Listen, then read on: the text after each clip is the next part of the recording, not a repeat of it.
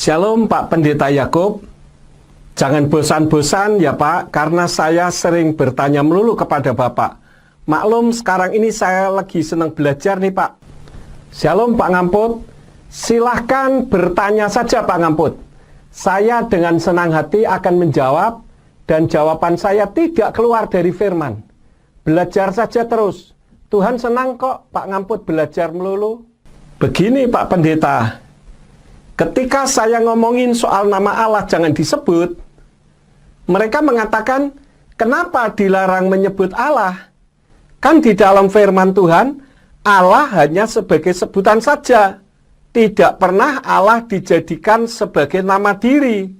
Coba Pak Ngamput buktikan dalam firman Tuhan kita, kalau Allah dalam kekristenan itu nama atau nama diri, bukan hanya sebutan saja.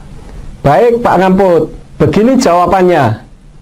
Kenapa dilarang menyebut nama Allah? Luruskan dulu Pak Ngamput. Yang melarang bukan manusia tetapi Tuhan sendiri. Di dalam kitab Tenak Keluaran 23 ayat yang ke-13 berbunyi, Ufkal asyer amarti alechem tisameru weshem Elohim akrim, lo taskiru lo yishama alpika.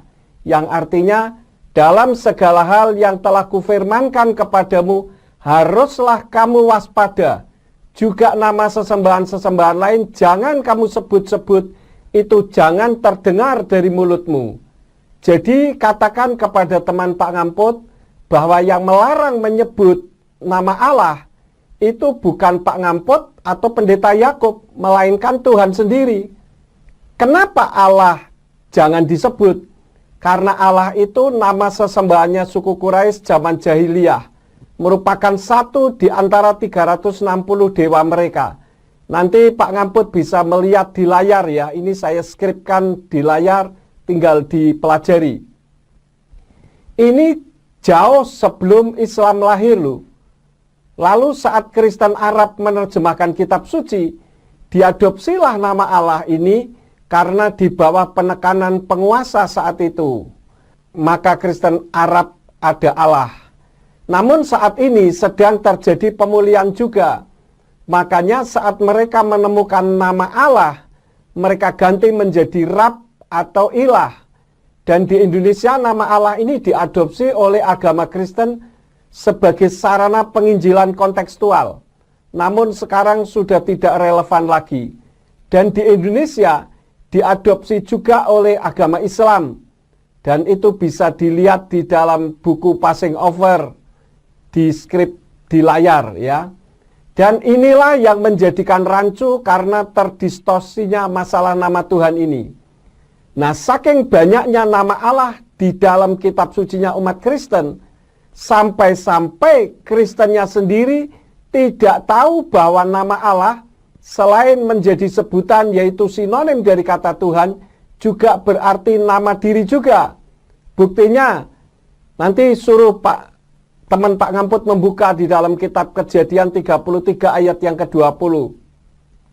Dalam kitab terjemahannya Yayasan Lembaga Alkitab Indonesia berbunyi, ia mendirikan mezbah di situ dan dinamainya itu Allah Israel ialah Allah. Coba Pak Ngamput fokus pada kalimat Allah Israel ialah Allah.